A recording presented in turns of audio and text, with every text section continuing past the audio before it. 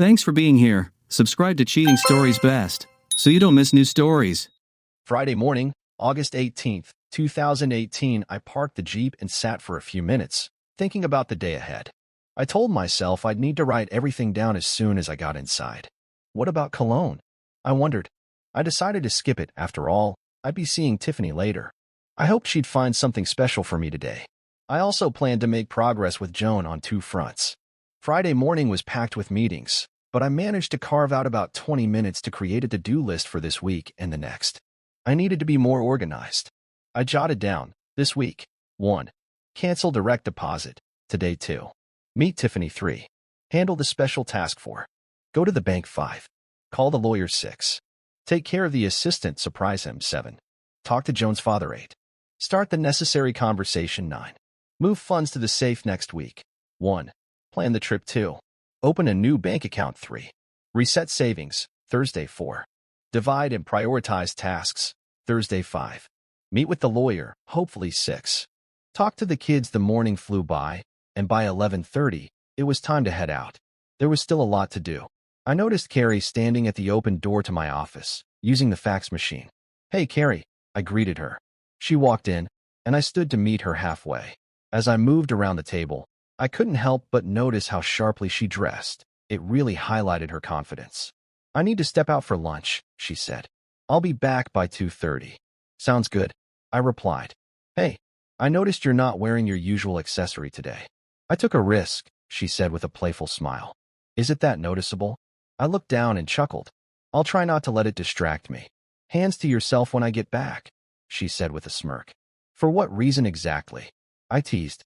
She just smiled and glanced down. "We really should stop saying things like that." And with that, she walked away, a hint of amusement in her stride. "All right, Chip, get it together." Moving on with my list, I headed to the billing department and stopped the direct deposit. By then, it was almost noon, and I made my way to the parking lot, looking forward to meeting Tiffany. Even on the way there, I couldn't stop thinking about Monica. That kiss lingered in my mind. The warmth of her lips, the tenderness.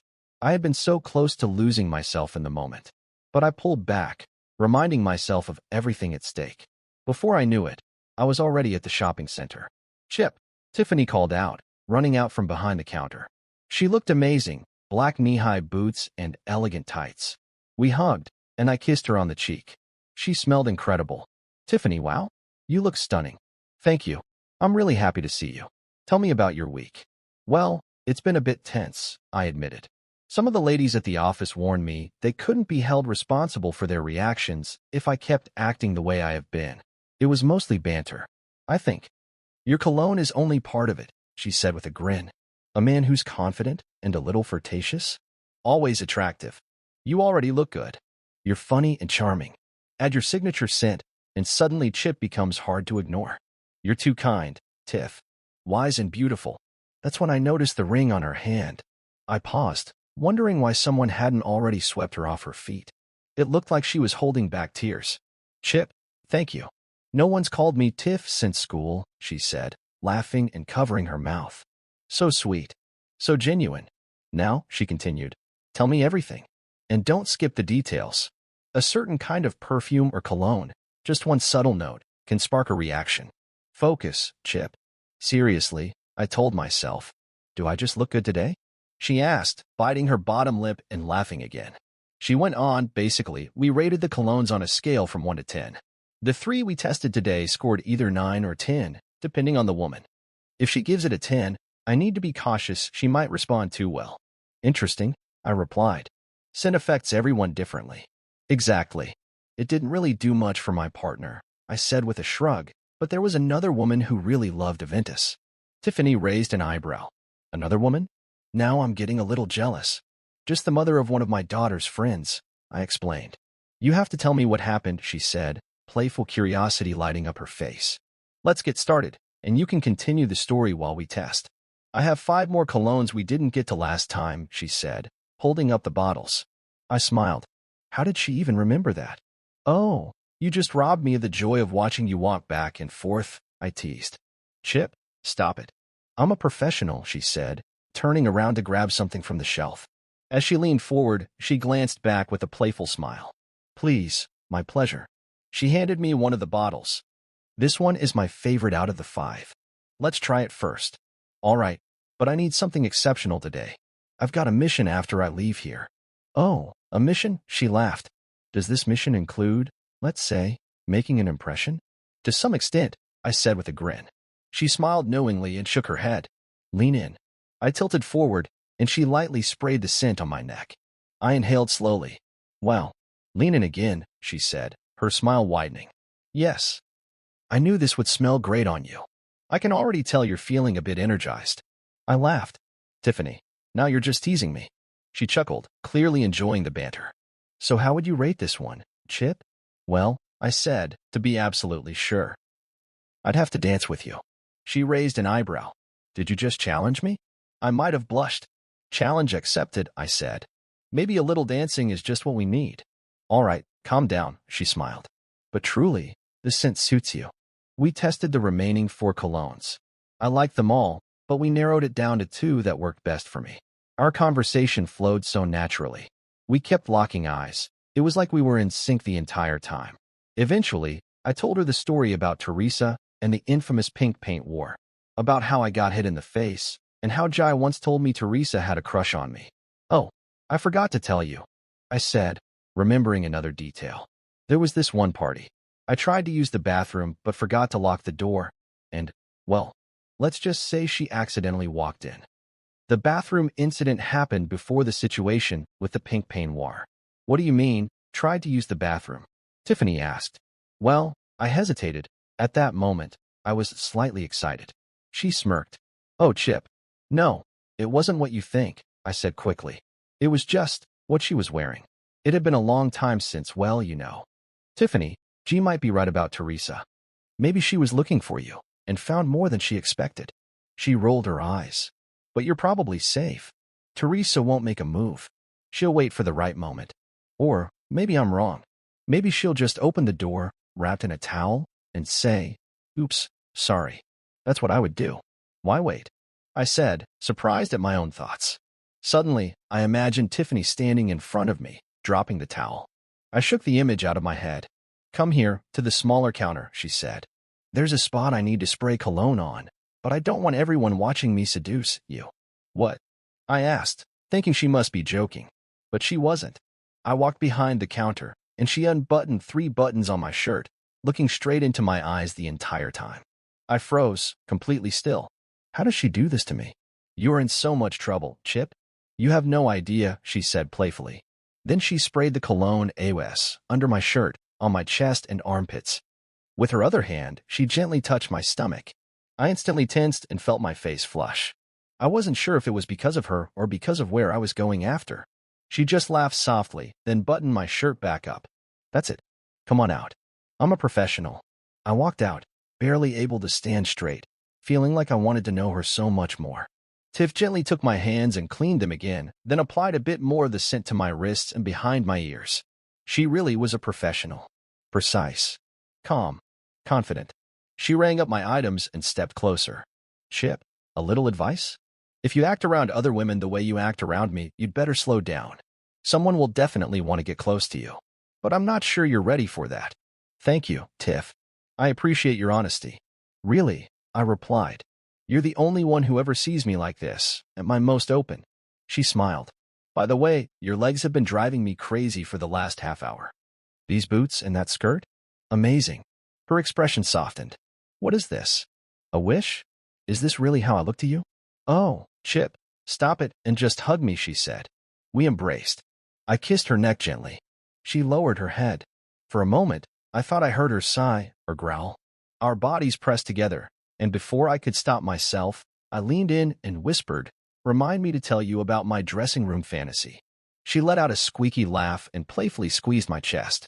Chip, what did I just tell you a minute ago? I don't remember, I said, grinning. Oh, and I'm going to Las Vegas next week, I added. I just realized I'll need to get a few new things before I go. A small wave of sadness hit me. I didn't want our time or our hugs to end so soon. Looks like I won't get to see you for a week, I said softly. But I'll bring you a gift. I already know what it'll be. I took her hands and looked at her earnestly. You're truly special. We've only known each other for a short time, but goodness, Listen to me talk. You're like clear skies and sunshine with incredible legs. Thank you, Tiff. Just then, I heard the tune I'd assigned to her ringtone playing in my head. She's my hot summer girl. Look how she dances, always on top. The rhythm never stops. She hugged me again and whispered, "You're welcome, Chip." Then she kissed me, just an inch from my lips, and slipped something into my shirt pocket. "Now go, Tiger," she said. We parted ways. I waved goodbye as I walked back to the Jeep, completely absorbed in thoughts of Tiffany and how lucky I was to have met her. Once inside the car, I pulled out the card she'd tucked into my pocket. It was a store business card. I turned it over and saw her number written on the back. I was stunned, and then I smiled. I suddenly realized what she had said, "Why wait?" And I tried to focus on my thoughts of Tiffany. I truly was lucky to have met her. Then the thought faded from my mind. Maybe it will come back to me later, I told myself, trying to clear my head. I remembered that I had to stop by Joan's office for work. I had about 10 minutes, so I picked up an iced tea for her. As I got into the car, one of my favorite songs came on the radio. I turned up the volume and started singing along with Joe. And without luck, without love, I hold a photograph, an image, passion. You're the only one I want to touch.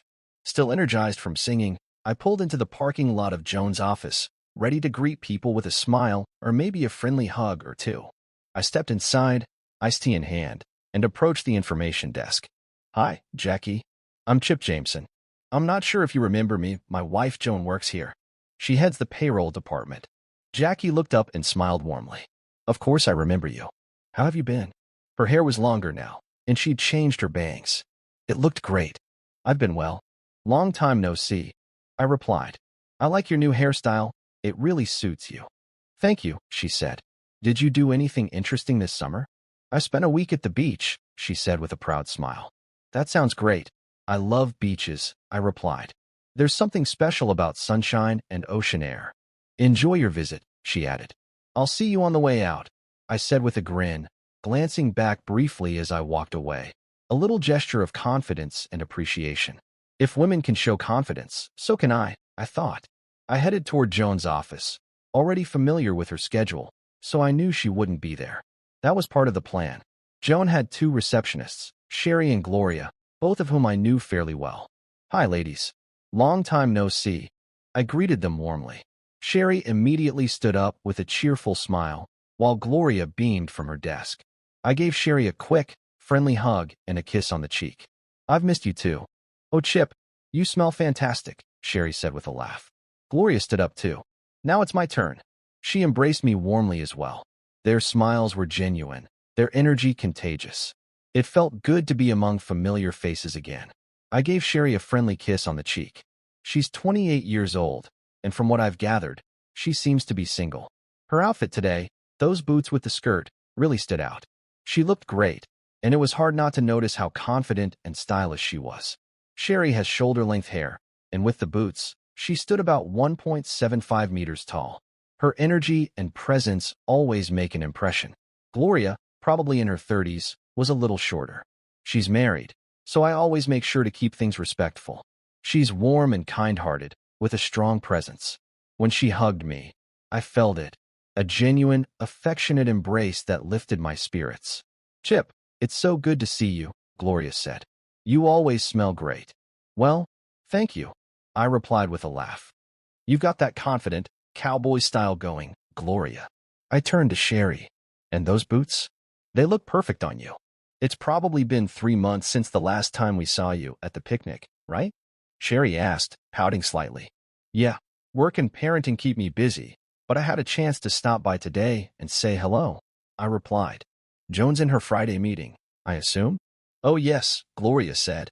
"It's one of those long ones." "No problem. I brought iced tea for her," I added with a grin. We chatted for a little while longer before it was time for me to go. Mission complete. I gave them both a friendly hug goodbye and waved. "I'm so glad you two don't work for me," I joked.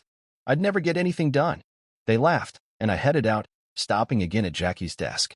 "Hey, Jackie, I'd like to check out," I said casually. Joan wasn't in, but I saw Sherry and Gloria. It was nice catching up. Jackie stood up, smiling but looking just a little disappointed. "Do I get a hug too?" she asked playfully. "Of course," I replied. We hugged, and I gave her a light kiss on the cheek. She returned the gesture with a smile.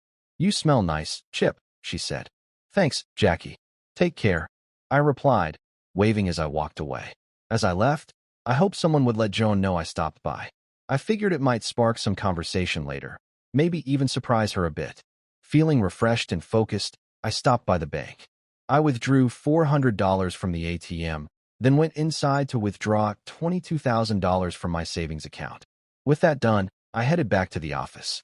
When I stepped into the open area filled with cubicles, I noticed a few glances my way. It felt like walking into a room full of energy and curiosity. I reached my office quickly. About 10 seconds later, Carrie and Lori walked in and closed the door behind them. Carrie crossed her arms and stood with a raised eyebrow. "No trouble again, I hope," she teased. "Someone smells really good." "We have our own welcome routine, you know," Lori added with a grin.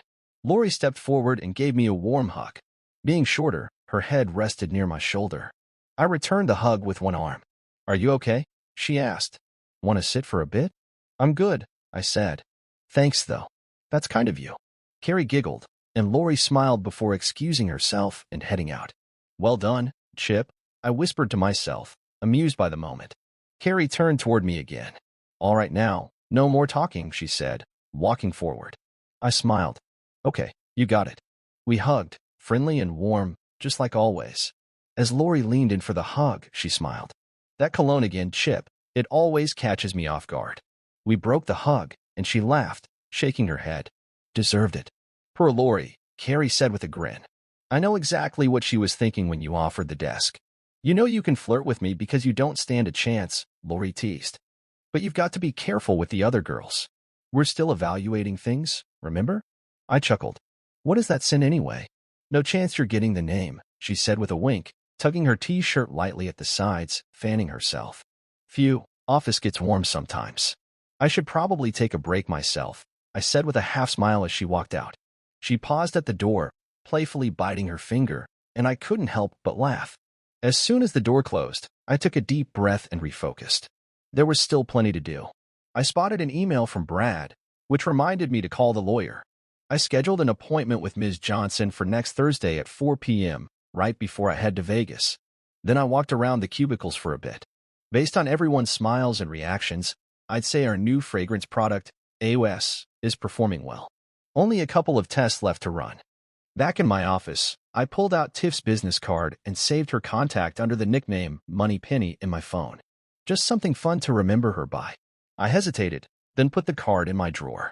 Actually, I pulled it out again. It still held the faint trace of her perfume. That scent, unmistakable. I made sure to leave exactly at 5 p.m.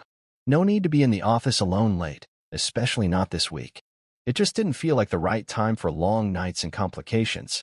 I drove to Mads and let myself in with the key. I went straight to the room I planned to use in the future, opened the safe, and placed about $3,000 inside. In and out quickly, I wasn't ready to bump into Monica just yet. Back home by 5:45. I thought about working out but decided to skip. After all, I'd played basketball the night before and needed a rest day. As soon as I walked in, Chell asked if Jessie could stay over tonight. "Of course," I said, "but let's just order Chinese food. I'm too tired to cook." She nodded, and I placed our order. It would be ready right around the time we'd go pick Jessie up. Kix wanted to come along to score some extra fortune cookies, I imagine. I texted Joan to let her know. Jessie's staying the night. We ordered Chinese food. Picking her up now. Should be back by 6:30. We jumped in the Jeep and headed off. As we drove, I had a tune stuck in my head, Warrant's Cherry Pie. The chorus was playing on a loop in my brain. We arrived and walked up to the house. I carried the soccer ball, joking, "Don't kill me, son." We laughed together. Then Teresa came out wearing shorts and a bikini top. It was warm outside, after all. It caught me by surprise, but I kept my tone casual. "Hey guys," she said cheerfully. "Hello, Mrs. Porter." "Hello, Teresa," I said politely. Kix stopped tossing the ball and approached. He looked like he was ready to fire another shot but held back. She turned to him. "So, Kix, what are you up to tonight? Got a girlfriend yet?" He blushed. "Oh, no." I stepped in, laughing. "Don't worry, buddy, you've got charm. On Saturday, I'll show you a move or two. Something to add to your legacy." Teresa raised an eyebrow. "What kind of technique are we talking about here?" Just a light-hearted way to approach someone with confidence, I said. Purely innocent. All right then, she said with a smile. Show me this technique. We imagined a scenario, old friends bumping into each other after years apart. She played along, and I kept it respectful and light. Hi, Teresa. How are you today? I'm doing well, Chip, she said with a grin. You sure you're not cold in those shorts? I asked, teasing. Nope. Feeling just fine. Well, you're clearly in great shape. Probably only weigh about 45 kilograms. I bet I could lift you with one hand. You're not that strong, she laughed, hands on her hips. Want to make a friendly bet? If I can lift you, you owe me a trip to the movies. If I can't, then I owe you one. She considered it, then nodded playfully. All right, you're on. I carefully squatted, placed a supportive hand on her side, and lifted. Nothing too dramatic, just for fun. She rested her hands on my shoulders for balance. It was a light-hearted moment, and we both laughed. Kix watched, wide-eyed. She's already having fun, see? Exactly, I said, giving him a wink. She started giggling, just like the girls at school used to when something caught them off guard in a funny way. You see, Kix? I picked her up with one hand, I said proudly. She's laughing and clearly having fun. I think she even agreed to go on a pretend date with me. Okay, Chip, Teresa said with a laugh. You can put me down now. She was enjoying the moment, and her smile said as much. I held her just a second longer. It felt like the kind of harmless fun friends sometimes share. Don't you dare, Chip, she said, giggling again as I jokingly wiggled my fingers. When someone says don't you dare while laughing, it's usually an invitation to keep the moment going. At least that's how it felt growing up. I playfully tickled her side for a second. Chip, she laughed. You little prankster. I slowly lowered her back to the ground, careful and respectful. She didn't resist, still laughing and clearly not offended. We were just goofing around, like kids playing on a summer day. Teresa, I said with a grin. Be honest. Did that little performance impress you?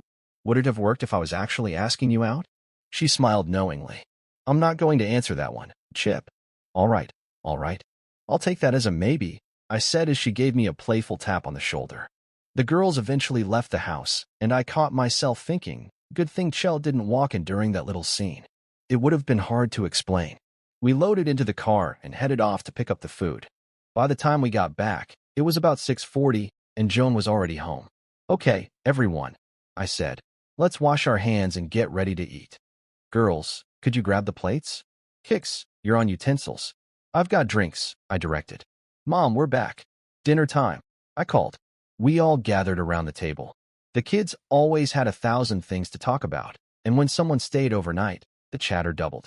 It was fun, chaotic, but fun. Joan, though, was quieter than usual. She barely spoke and didn't eat much. It felt like time to reach out again. Hey, honey, I said softly. How about a movie tonight? Just you and me. The kids giggled at the idea of us having a date night at home. Oh, Joan said. I already told Lori I'd help her plan her upcoming cruise. A cruise? Whose cruise is this? I asked, raising an eyebrow. She hesitated. Probably both of us, eventually. It's still early. Wow, I said, genuinely surprised. I've always dreamed of going on a cruise. The Mediterranean would be amazing, just to get away from everything. From these goofballs. Chell joked, smirking. Daddy needs a vacation. I didn't even know you wanted to go on a cruise, Joan said, glancing at me. Have we ever talked about that? I asked, feeling a small shift in the air between us. These little ones are our priority, but we deserve a break too. Tell Lori I'm really happy for her, I said. No pressure, just enjoy it. Okay, Kix, I added. You and I are heading to the batting cages, and then for some ice cream. Sound good? Sounds great, he replied with a big smile. The girls looked at us with a touch of envy, but they had their own plans for the evening. After dinner, we started getting ready to head out. Just before we left, Chell approached me. Jessie forgot her pillow, she said. Can you pick it up on the way? Of course, I replied. We'll grab it. Joan left the house while we were still talking. Bye, guys. I'll be back later. Bye, Mom, the kids chimed in. Not even a kiss goodbye. I made a mental note. I needed to check her car or phone when I got a chance. Something felt off. Kix and I had a great time at the batting cages.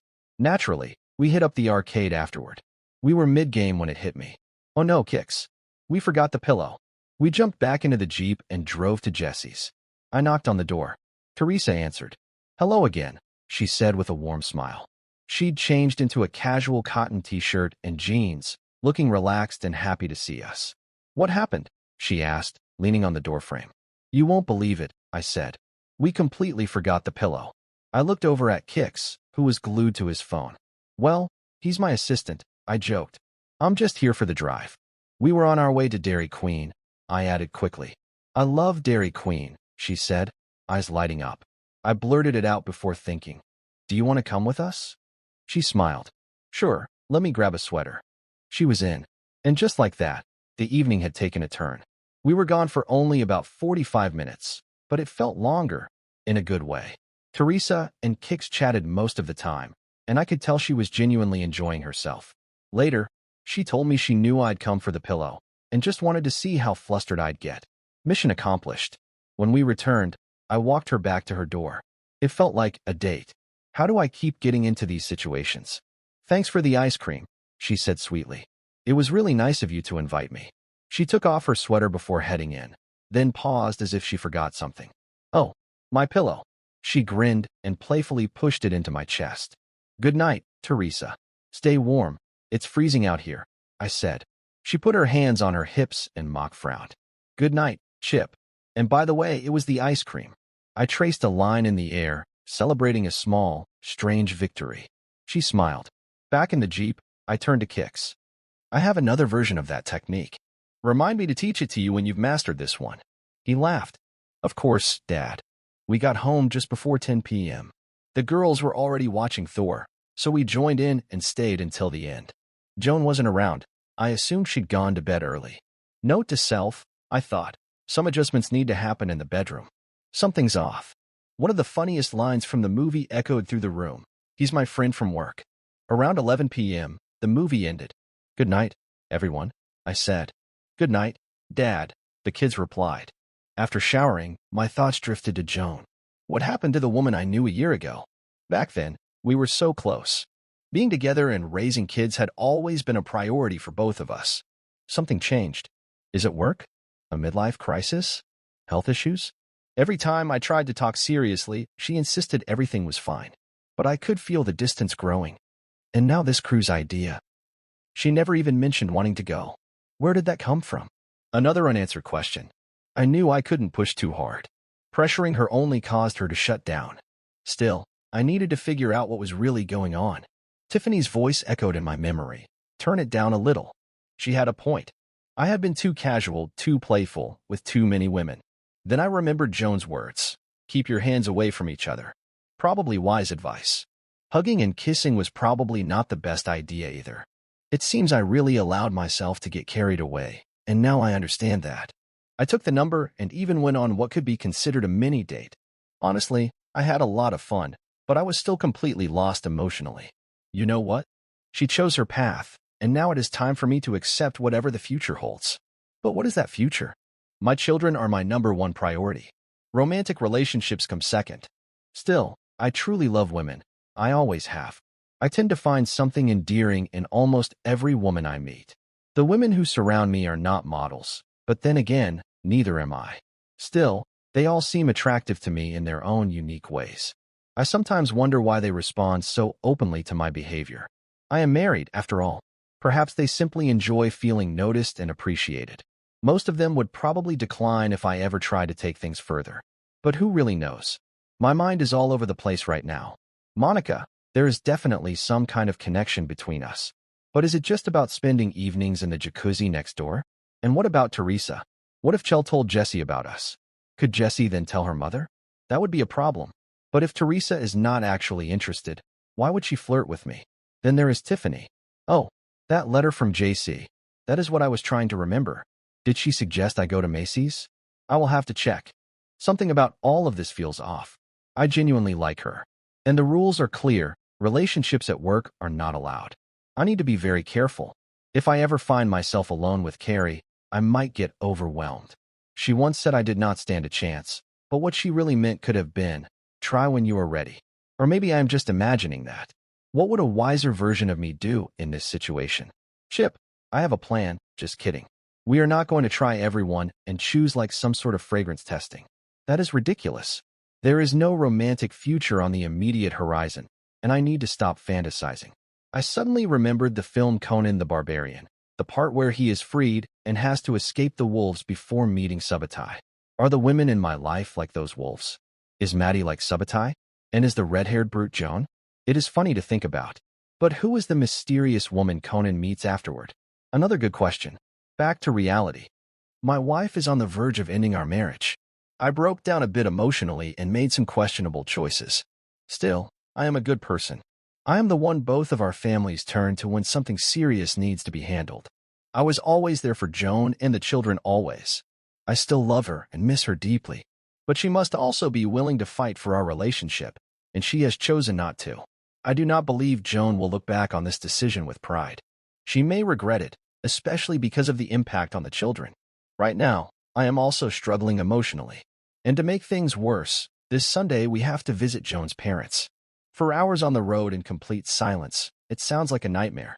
Maybe I will get a chance to express how I feel. Or maybe I will just end up frustrating her further. Either way, she is probably already upset with everything I have said and done lately. I really need to get out of this state. Out of this emotional fog, out of the shower, and out of this trip, if I could. After showering, I went to bed, but falling asleep was not easy. I realized I need to do something productive with my energy instead of being frustrated or constantly thinking about women. Maybe I should set up a punching bag in the office. I could stay in during lunch, play some music, and let out my stress with a workout. That could help. After Kix and I go to the gym, we will look into buying one, or maybe even two. Saturday, August 19th, 2018, I woke up feeling somewhat rested around 8 a.m. I walked into Kix's room and gently shook his shoulder. Hey buddy, get up. We are going to the gym in an hour. Okay, he mumbled. I made sure we had something to eat and toasted a couple of bagels. The girls were still asleep when we left. We got into the Jeep, and as we drove, I thought about what I wanted to share with Kix. Kix, I began. You need to play sports consistently, starting today. It will help you with many things: strength, energy, confidence. Sports help you avoid unnecessary fights, and honestly, they help you connect with people, especially with girls. Kix chuckled.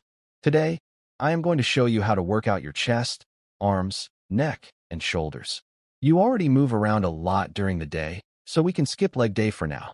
Try to do abdominal exercises daily, as often as you can. We can create a schedule and add it to your phone. What do you think? Sounds good. Great. What sports do you want to play at school this year? Basketball, baseball, football, and soccer. If you had to rank them in order of importance? Basketball, baseball, football, and soccer. All right, that sounds good. You can probably manage 3. You might have to choose between baseball and soccer. I am not thrilled about the idea of you playing football. Would it be okay if we let you play in junior high for one season and see how it goes? Yes. Do you think Mom will allow it? I have no idea, buddy. I wish you would not play in high school. But you should focus on basketball and baseball all year. You will make a great defender and a strong infielder. It all depends on how far you want to go. If you keep practicing and developing your skills, you can definitely play in college. Follow your dreams, and I will support you 100%. Thank you, Dad. I extended my fist, and we bumped them together like a little explosion. Once we arrived at the gym, I continued talking to Kix between sets, making sure he was performing the exercises correctly. In a couple of months, you'll start noticing changes in your muscles, I explained. Try to eat more protein whenever you can. It's essential for muscle growth. For now, don't worry about making any other major changes to your diet. We can look into that more later. Let's make a list of protein-rich foods you like, and I'll buy them at the store for you. We then shifted the conversation to a more personal topic. Let's talk about girls for a second, I said. Girls will notice your muscles, and that can be a confidence booster. You should let Chell and her friends help you pick out clothes and advise you on how to style your hair. Get comfortable asking Jessie and Becky for their opinions on things. That'll help a lot when you're in high school. Trust me, you'll feel much more confident around girls if you do. Kix nodded, looking thoughtful.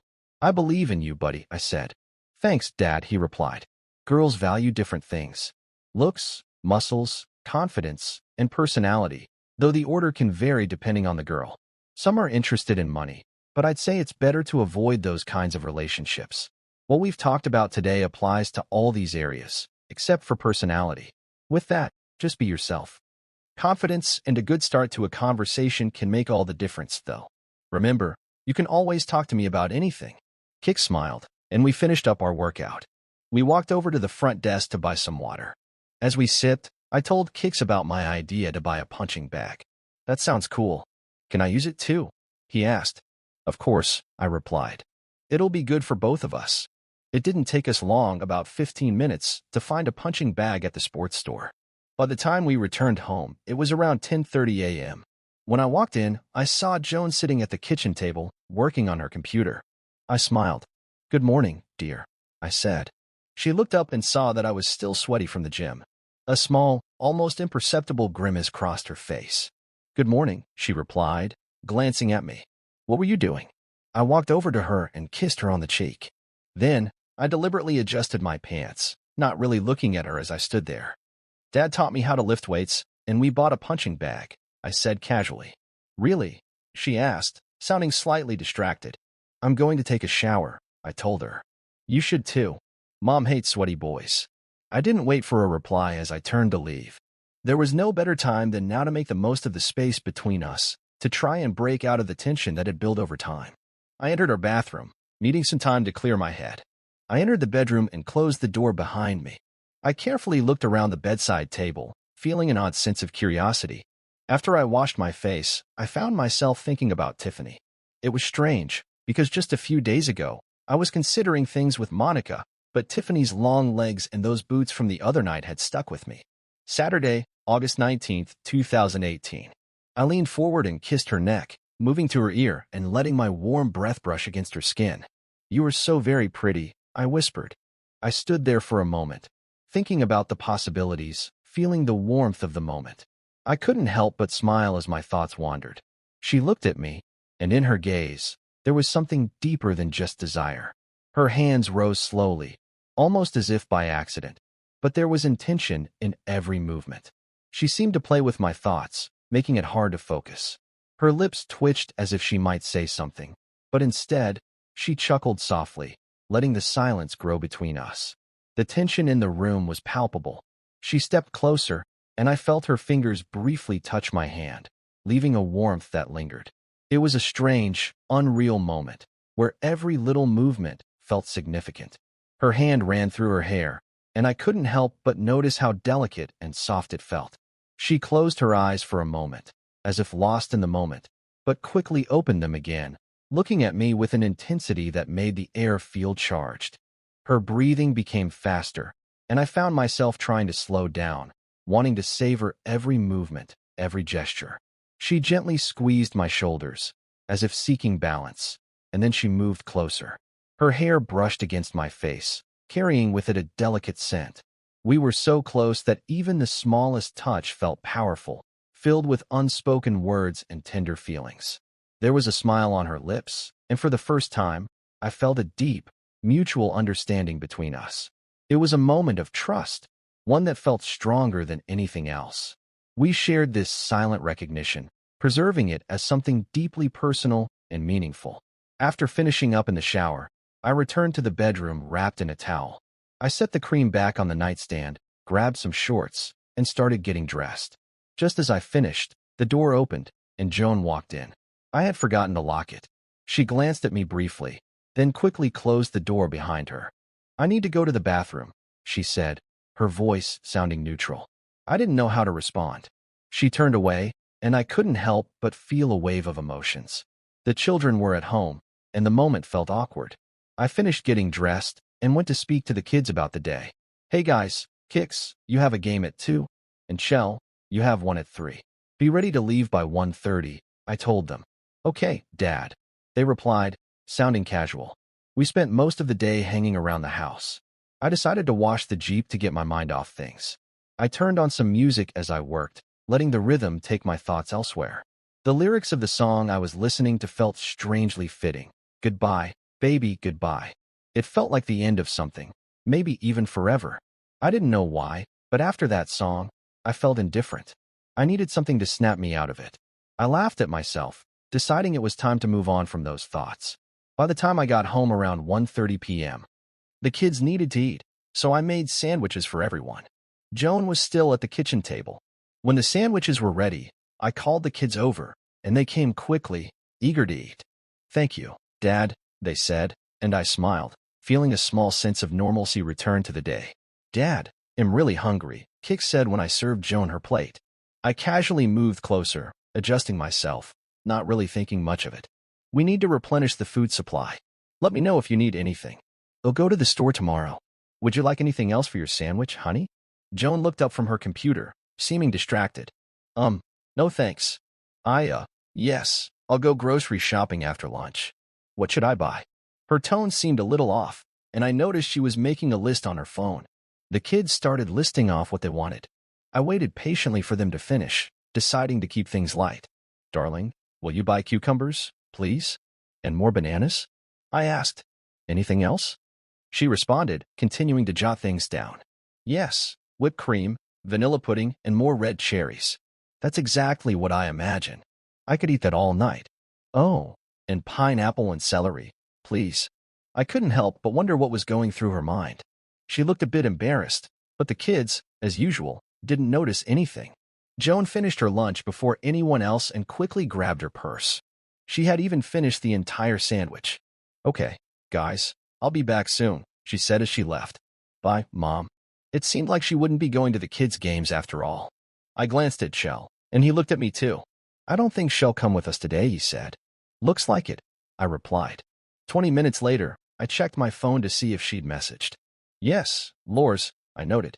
It seemed like she would probably stay there for a while before heading to the store. If she took too long, she might return after we had left for the games.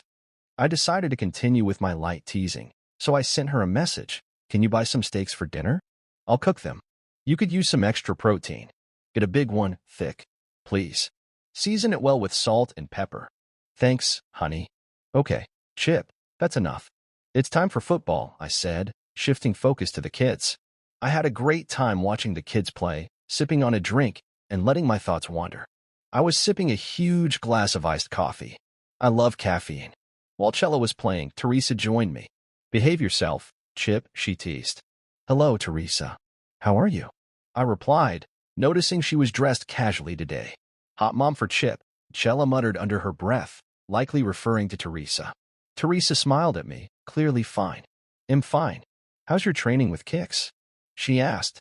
"Great," I responded. We talked about the sports he wants to play and came up with a training plan that would help him. I also told him he could ask Cella and her friends to help him with his hairstyle, and then he'd be at his best. "Well, yes," Teresa said. "If he's in good shape, dresses well, has a decent hairstyle, and communicates confidently with girls, then everything will be fine." "I agree," I said. It was really nice to have some one-on-one time with him. I'd like to do it more often. We still need to figure something out for Cella too, something where we could spend time together as well. I bought a punching bag, but I'm not sure if she'll be into it. "Not sure about that," Teresa replied. "You could take her for a manicure and pedicure, maybe show off her hands. She might enjoy that." She took my hand in both of hers and stroked it lightly. "Not bad, but you could use a manicure too," she added with a smile. "Would she like to go with me?" "Not with Jessie or Becky, though," I asked. "She would probably be delighted," Teresa said, looking at me with sparkling eyes. "Or you could take her to a play or a musical." "That's a great idea. Thanks, Teresa." "We could do it all," I said, feeling a sense of appreciation. She smiled warmly. "Oh, Chip, you really are a good father." "I'm trying," I replied. "I just want my kids to be happy and confident. They make it pretty easy. They're amazing." I had wanted to ask her about her recent breakup, but I didn't want to burden her with my own problems. As if on cue, her phone rang. I had to hold back everything I wanted to say. Teresa walked away to talk on the phone. I needed to see the end of Kick's game, so I grabbed a chair and walked over to where Teresa was standing. I touched her back lightly and whispered, "Teresa, wait a second." She held up her hand to the phone, signaling she needed a moment, then smiled at me with a warm expression. I touched my forearm and squeezed it lightly. "Bye, Chip." "See you," Teresa said, her voice soft. I glanced at her as she turned away to continue her phone conversation. She looked over her shoulder, and I couldn't help but wonder how she always managed to seem so graceful. "Ugh," I muttered to myself as I picked up Kix and headed to watch the end of Cella's game. "What are we having for dinner?" Kix asked. "I hope steaks," I replied. I had asked my mom to buy them at the store. As we walked to the Jeep, I waved goodbye to Teresa. Ahead of us, a mother and daughter walked, both of them moving with a natural confidence. The daughter was on Chella's team, and her mom had great shape and long red hair. Wow, I thought. I hope she doesn't have the same abilities as Teresa. Could she feel my gaze? We walked around them, and Chella called out, "Bye, Olivia." "Bye, Chella," Olivia responded. I smiled at Olivia's mother, and she smiled back. "Well, hello. Do we know each other?" I asked. "I'm Chip, and this is my son, Kix," I said, introducing myself. We met once, I think," Olivia's mom replied, smiling warmly. "Hello, I'm Holly." "I thought so. Sorry, I didn't recognize you at first." "Great game today," I said. "Yes, I was," Holly said with a smile that could light up a room. "See you next time." "We need to feed the children," I said, turning back to Kix. "Yes, of course, Chip." "Bye," Holly said, waving as she and Olivia walked away. "Bye, Dad." "Wipe off the drool," Chella teased, laughing. "Stop it," I said, a little embarrassed. It seemed like I had seen Holly somewhere before, and it was bothering me. We got home, and I started cooking the steaks. Joan made a salad and rice, another pleasant surprise.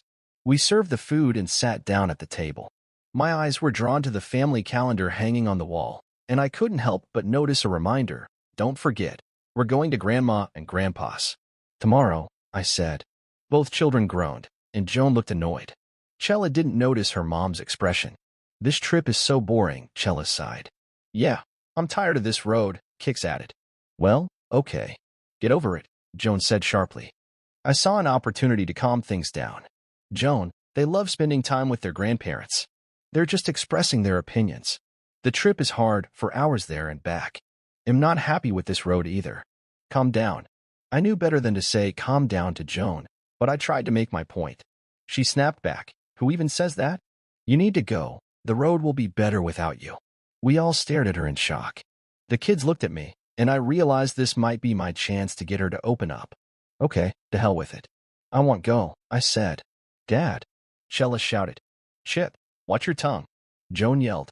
"I can't do this anymore," Joan said, her frustration pouring out. "I don't know what's been going on in your head for the last 6 months.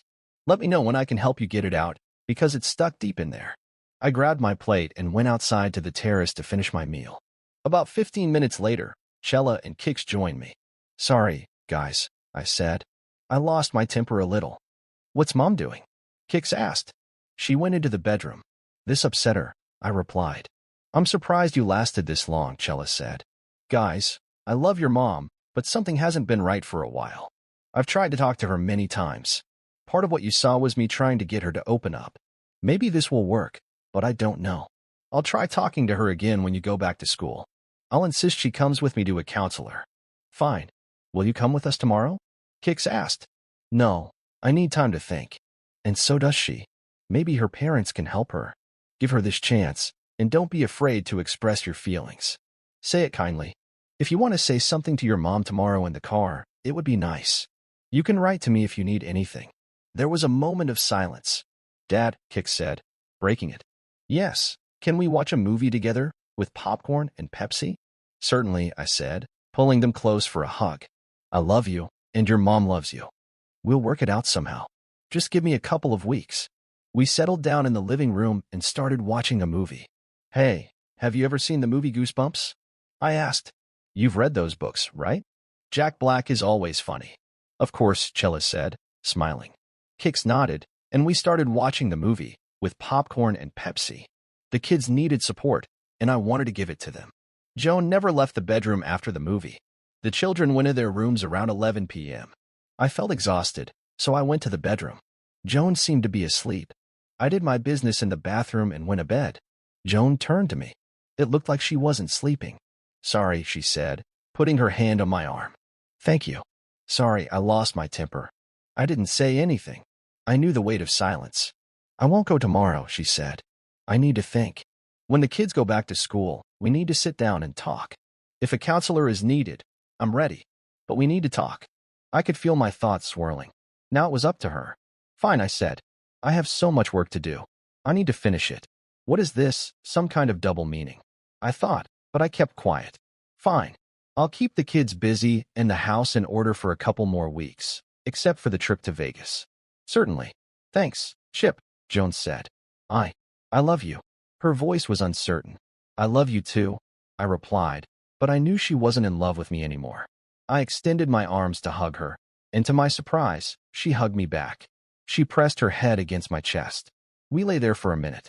She kissed my chest, and then let go, turning to her side.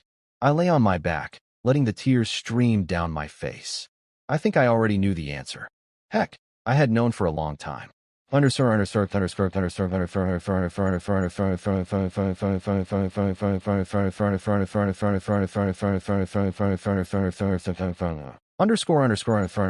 Sunday, August 20th, 2018. Before I knew it, I was saying goodbye to my family in the driveway as they left to visit Joan's parents.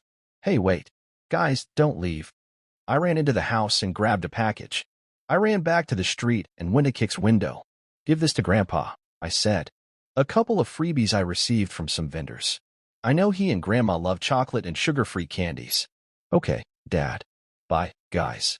Joan didn't even try to make eye contact. I returned to the house, glad that I remembered to give the package. I sat down at the kitchen table, thinking, what the hell should I do? I wasn't in any condition to make decisions, so I went to the bedroom, put on my workout clothes, and tried to clear my head. I could barely move. Usually, by this time, I was already alert and caffeinated. I needed a big dose of caffeine. I grabbed the keys and went out. I went to Dunkin' Donuts and bought a Monster energy drink and an iced coffee. Sitting in the Jeep, sipping coffee, I thought about what I needed to do today. First, search the house, mandatory training. Second, call Jan's dad. And lastly, buy groceries so I could have lunch at work. It was a good time to call Joan's father while they were still on the road. I dialed his number from the parking lot. Hey, son, are you almost there yet? No, Dad. I won't rise. Joan and the children are on their way. I wanted to talk to you privately, if you could. This is serious. Fine. Give me 10 minutes, and I'll call you back. About 15 minutes later, my cell phone rang. Hi, Dad. What happened, son? Dad, Joan hasn't been herself for most of this year. I'm already at my limit. The kids don't understand, and all summer, she practically ignored them. Joan had buried herself in work, distancing herself from both the children and me. I tried to talk to her, but it felt like I couldn't reach her. I even tried to make her angry to see if it would spark a response, but nothing happened. It was only yesterday that she finally reacted. I was hoping that during the visit, she might open up to you, but I don't know anymore. She's lost a lot of weight, I added quietly. I think you'll be shocked when you see what she looks like. I paused, reluctant to say more. I don't want to talk about it just yet. Hopefully, we can discuss it later, after they go back. Okay, son, my dad said. We'll try to get her to talk. When you arrived in June, she had already started losing weight. I didn't like it, and Mom felt the same way. I continued, trying to explain. Unfortunately, Joan only talks about things that interest her.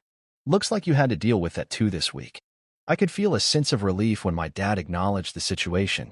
I felt like I finally got through to her last night. We agreed to talk when the kids are back in school. I'm sure something's going on with her, but she just won't open up. Son, hold on, Dad said. I'll call you in the evening. All right, bye, Dad. I tried to relax, turning on some music, hoping it would distract me and give me the motivation to work out. I started the Jeep and drove to the gym. As the song played, I thought about everything. All your life you've asked when your dad would talk to you, but we live in a different world. Trying to get your message across, but no one heard a single word you said. They needed to see it in your eyes what was going on in your head. It was a great song, but it didn't improve my mood. Maybe the next song would be more fitting. Why do you always have to put me down? You don't know what I'm talking about. I kept listening, feeling like the universe might be trying to tell me something. I pushed through the training, increased the weight a little, and spent 45 minutes on the elliptical trainer. Afterward, I grabbed some water and headed home. When I got home, I quickly took a shower, already thinking about where to start my search. Dressed, I stood in the bedroom for a moment, unsure of where to begin. I opened a can of Monster and took a couple of sips. The obvious place to start was her dresser and bedside table, but I decided to try something different. I opened her closet, something I had never really gone through before. If I were hiding something, I would probably stash it in a corner or on a high shelf, out of sight. I figured Joan would need a stool to reach anything from the top shelf, so I began at the bottom. I turned on all the lights and knelt down to inspect her shoes and shoe boxes. I pulled 4 boxes out from the corner on the floor. The first 2 contained shoes. In the third box, I found exactly what I was looking for: 3 brown envelopes and a large travel brochure. The brochure was from a cruise line. Inside, I found her itinerary for a cruise she had booked for October 14th to 22nd. Her birthday was on October 15th, and the booking date was yesterday. What a two-faced decision. I opened the first envelope, wondering what I'd find inside. What caught my eye immediately were her bank statements for a secret account, $25,000. Great job, honey, I muttered. I hope she paid for that damn cruise with this account. I looked back at the cruise documents, paid by MasterCard. We didn't even have a MasterCard, which was interesting. 2 more envelopes remained, and I had to check them for any divorce-related documents. I opened the second envelope and, as expected, found divorce papers. Dated July 25th, meaning she had likely been working with this lawyer since April or May. That timeline matched with when she started dieting, and I wondered if that was a coincidence. The last envelope contained another copy of the divorce papers. The envelope had my name written on the outside. I can't say I was surprised. Part of me wanted to move out immediately, but everything seemed to be leading to this moment. The only thing that contradicted all of this was our conversation last night in bed. My heart made the decision for me. I'd give her the chance to keep her word. My mind told me I was an idiot, but I ignored it. I looked at the divorce papers in my hands, and for a moment, I didn't want to read them. I made copies of everything and hid them in the Jeep. I didn't want to risk running into Monica while going to Maddie. I'd take everything to the lawyer on Thursday, and hopefully that would give me some answers. I was feeling defeated. What a depressing weekend. I knew I needed to get out of this funk, so I called Maddie. "Hey, dude," she answered. "What's happened? Your voice sounds like a dog just died." "I found divorce papers in our bedroom," I said, trying to keep my voice steady. "We had a fight, and she told me yesterday that we could talk and try to work things out. Apparently not." "Damn, man. I'm sorry." Maddie paused. "Divorce papers?" I knew things were bad when you called and didn't curse. I heard JC in the background. "Give me the phone." I handed it over, and JC said, "I used it." "Maddie, meet me for lunch in an hour at that sports bar you like." "JC's is fine. Bring the documents. Everything will be all right." "Fine," I said, dragging myself out of the house and heading to JC's. When I entered, they were already there. "All right, tell me what happened from Friday until today," JC said, her tone serious. I started by talking about my time with Tiffany. When I mentioned that Tiff had given me her number, I noticed a strange look on JC's face that I didn't quite understand. I explained my plan to get more information by going to Jan's office. "Not a bad plan. How did it go?" Maddie asked. "Not bad," I replied, judging by the hug. "Everything went as expected." Then I explained in detail what happened with Teresa. "I told you so. Tiffany might get a little carried away with you. You both have kids, and your marriages aren't really working." JC looked at me with a serious expression, almost accusingly. "I know," I admitted. "I used the same trick on her, and it seems to have sealed my fate." An annoyed look crossed JC's face. "What are you talking about?" she asked, her tone sharp. "Maybe you really should sleep with her. It would be better than being with some college student who's 10 years younger than you." "Hey, JC, stop it." Maddie interjected, frowning. "What did you do on your mini-date, anyway?" she asked sarcastically. "We went to Dairy Queen," I said. "God, I love Dairy Queen. Let's go there after lunch." "Honey," JC said, turning to Maddie. "After we hit the baseball batting cages." "Guys, I think I have a problem," I said, changing the topic. "Okay, tell me what's bad," JC asked, raising an eyebrow.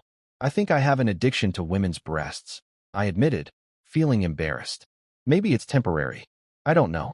It seems to apply to other parts of the body too." Maddie sighed. "Why do you think you have such a problem?" "Because that's all I think about," I confessed. "Especially." "Well, okay. I admit I think about other things too, but every time I see Teresa, it's like she's deliberately showing off her virtues." "Of course," JC said, nodding. "You've been without intimacy for what, a month now? Are you still surprised that Teresa behaves like that? Keep your head on straight after this date."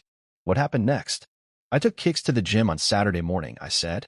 "When we got home, Joan saw me without anything again, and naturally, I asked her for a night. She said the kids were home, and then went to the bathroom. I broke her toy," I added, "the one she uses when she satisfies herself, and then deliberately stood in her line of sight so that, well, you get the idea." At lunch, she went out to buy groceries, which was weird because she hasn't done that in I don't know how long. At dinner, the kids complained about the road to her parents' place. She got angry, so I told her to relax. Maddie nodded, clearly interested. What happened after that? She nearly shouted that she didn't want me to go, which I replied to by saying, "Let me know when you pull your head out of the sand." She went into the bedroom. I didn't go in until 11 o'clock, and she was still awake. We apologized to each other, and we hugged. I paused. I told her we needed to talk and figure out what was going on, and she agreed. But today, I found the divorce papers, dated July, and a cruise she booked for her birthday in October. And it was booked yesterday. Damn, Maddie said. Man, you're free now. You can sleep with whoever you want. Wait, dear, he can't, JC interrupted, raising a finger. What about Kix and Chell? I'm not saying he shouldn't date at all, JC continued. But he shouldn't sleep with Teresa, or Tiffany, or any of the girls from the offices. I chuckled, feeling a bit lighter. Well, thank you. You've excluded all the women I'm interested in. I would still ask a woman out first, instead of jumping straight to bed, JC added with a wink. Oh, come on, I waved her off. So what about Teresa? Chip, JC said, shaking her head. I'm sorry, but my advice is still the same. Wait until Joan tells you everything herself. What my heart wanted was clear, but my mind was telling me I was being an idiot. I just wanted to figure out which direction to take. Do you want me to go with you to the lawyer? Maddie asked, changing the subject. Nice change of topic, Maddie, I replied, smiling. Yes, actually. Will you come? Of course, buddy, she said, then added, by the way, I have an idea about money. You can write me a check for $2,000 for a trip to Vegas, and another check for $3,000 for the first and last month's rent and the security deposit. I'll cash them and return the money to you. Brilliant, isn't it? It might work, I agreed. But I have to give you money for the trip? We only spent $400 so far, the rest was free. Can I give you $400? I asked. How about $200? She suggested. Fine, I'll write a check for $2,200, and for the $3,000 for the rent and deposit. I'll set the date for Thursday, August 31st. We finished up and went our separate ways, but not before having a group hug. Team Chip, JC said with a smile. Team Chip, Maddie repeated. I love you guys. Thank you. On my way back home, I decided to stop at a Lazy Boy store. I tested out the chairs, and the fourth one turned out to be very comfortable. My thoughts drifted back to Tiffany. JC clearly didn't want me dating a younger girl. What did that mean? I took out my phone and started texting Tiffany. Hi, Tiff. Just wanted to say hello. I've been thinking about you. I chose a chair but will arrange the purchase and delivery after Vegas. It was already after 4 p.m., so I decided to work on the yard while there was still some daylight. Good plan. When I finished the front yard, I felt my phone vibrate. I took it out and saw a text from Tiff. Oh, James, I hope your mission was successful. I look forward to your early return. I smiled at the message. I went to finish the backyard, then took a quick shower and had some fruit for dinner. By the time I settled down in the TV room with rum and Pepsi, it was around 7 p.m. when my dad called. He sounded frustrated. I got absolutely nothing from Joan. I even got angry and yelled at her. You don't look healthy. You have a family, what's going on? Of course, this only made things worse, he said. Well, let me know if anything interesting happens, I replied, trying to stay calm. All right, son, good night, he said. The family returned home around 9 p.m., looking tired. Are you hungry? I can cook something, I suggested. I need to go to bed.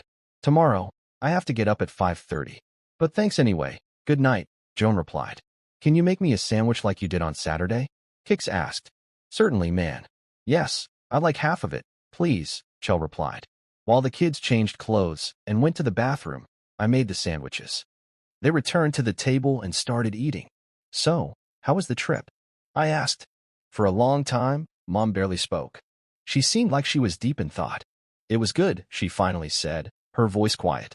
I spent some time with my grandparents, but they talked for a long while, and we just sat outside. Dad, I don't know, Kix nodded in agreement. I'm still trying, I said. I'm not giving up yet, but maybe there will be arguments like yesterday. I paused, remembering what Joan had told me. She said we'd talk after you got back to school. I love you, I added. She loves you too, remember this, I said. Now eat your sandwiches before I finish them. You don't want your old man to get fat, do you? Dad, you're in great shape, Chell said. I think Holly would have said that. I shook my head and laughed. I just want to strengthen my upper body a little bit. I'm thinking about starting a hobby, like racing Spartan or restoring an old car, maybe a 1970 Challenger. You can't do that without muscles. Kix seemed to understand the reference. Why don't you just buy a new Challenger?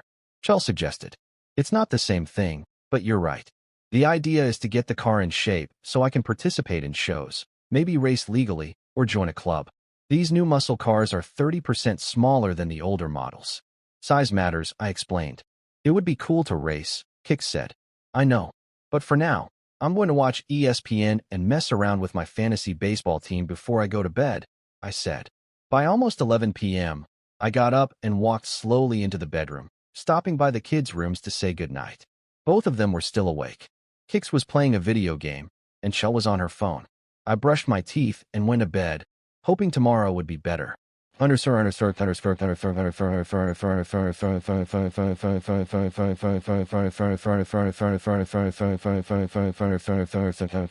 Underscore Monday, August 21st, 2018. As I was driving to work, I thought to myself, there are only 10 days left, and this mess will be over. I stopped for a big iced coffee at Dunkin' Donuts. As I waited in line, I realized I needed to shake myself out of this funk. Once I was back in the Jeep, I turned on the radio, hoping some song would lift my mood. I took a sip of my coffee just as the song ended. Then a guitar riff started, followed by a heavy bass. I recognized the song right away. Pager, I murmured to myself. Yes, I work hard, and so do you. We do this every day. The ride immediately improved thanks to the caffeine and the music. When I parked, I grabbed a collection of expensive colognes from the passenger seat. I had 2 new ones I hadn't tried yet. Gucci was a bit musky, and I didn't want that today, so I chose a lighter scent, Zero Sport. It had a citrus aroma. I remembered Tiffany saying I could wear it as long as I wanted, and that it wasn't too strong. All right, ready to face the world, I said, as I dabbed on the cologne. I took the punching bag out of the box. It was big, but I arrived early and didn't run into anyone in the office. I set it aside and planned to assemble it before lunch. It would need water in the base, but that would wait until after work. Next, I had to head back to the Jeep to grab food for the week. Fortunately, the week was short. I was leaving on Thursday. Mondays always fly by, but they keep me busy. Company sales analysis and meetings took up most of the day. I only really spoke to the team in the afternoon during our 11 a.m. meeting. Curry walked into my office. Hi, Curry. How are you? I asked, trying to mask my mood. She seemed concerned. Chip, what's going on? You've been happy all last week, but now you're kind of gloomy. I'm not moody, I replied, rolling my eyes. She sat down in one of the chairs, crossing her legs. I tried not to look. If you need to talk to someone, she said gently. Something's changed. I noticed you're different today. I didn't want to talk about it, so I focused on my work. What's that big box? She asked, glancing at the punching bag. A punching bag, I replied, not looking up from my reports. Someone's angry, she said with a teasing smile. When you install it, maybe I can use it too. I'm angry too, she added. I closed my eyes, trying not to think about how badly I wanted to relieve the tension with her. You know something's wrong, she said, her voice softer. Normally, you'd have a witty comeback for this. No way, I muttered as I shook my head. Nothing. No jumps, no sweatpants, or anything that's going to get me in trouble. I swallowed, trying to focus. You'll kill me, or I'll tear those plans apart. You know what I mean. I smiled, then noticed Chip walking in. Hey, Chip, maybe you can give me some personal training? Curry said, standing up with a grin. I wasn't planning on it, I replied, trying to keep it casual. I was just really excited. Damn, Curry, I added as she came closer and leaned into my ear. She inhaled deeply and then said, Oh, Chip, you smell great. Is that a new cologne? No, I don't have a new one, I replied quickly, trying not to blush. And don't ask why. You already know why. She glanced down at my pants, and I knew where that was going. I wasn't about to take it any further. She squeezed my shoulder tightly with her left hand, and I could feel her long nails digging into my skin. I had to resist the urge to reach out and squeeze her back. One day, maybe, I thought. She was still smiling as she turned to leave. I'll go buy myself a punching bag too, she said. Then I'll be ready for that day. I couldn't help but chuckle, though it made me feel conflicted. As she headed for the door, she turned around, looking at me over her shoulder.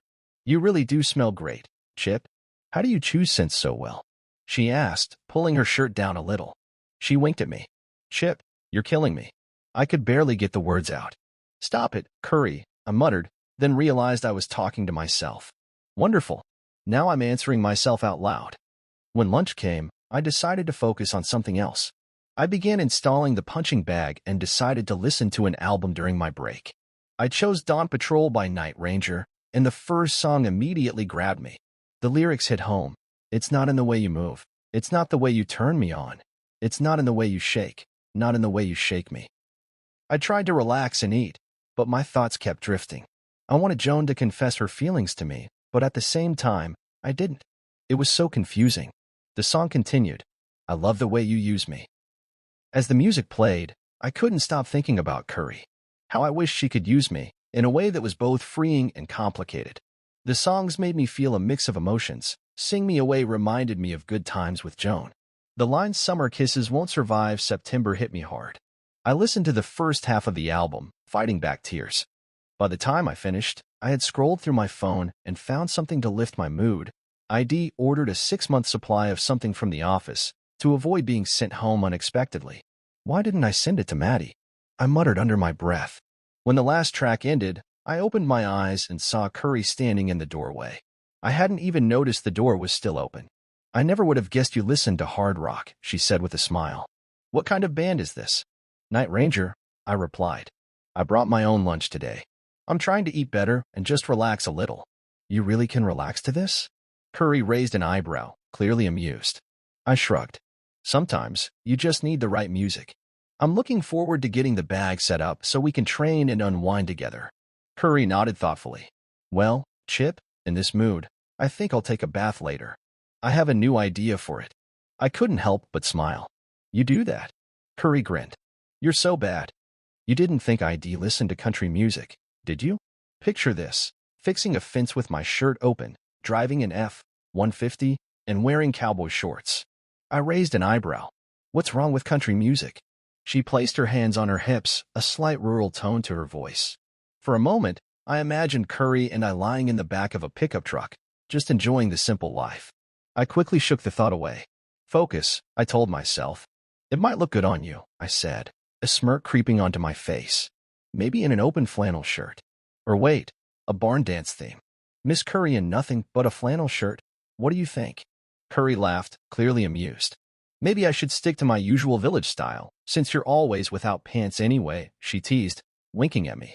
"See you at the meeting, Night Ranger." She giggled as she walked out of the office, leaving me to shake my head. This woman, I thought to myself. I tried to refocus on my work. The orders for the coming week still needed attention, and I had to finish before the meeting. By the time the meeting started, I felt that familiar intensity, like someone was watching me. I did my best to stay lighthearted, joking around to make it stop, but when the meeting ended, Kimberly and Lori lingered behind.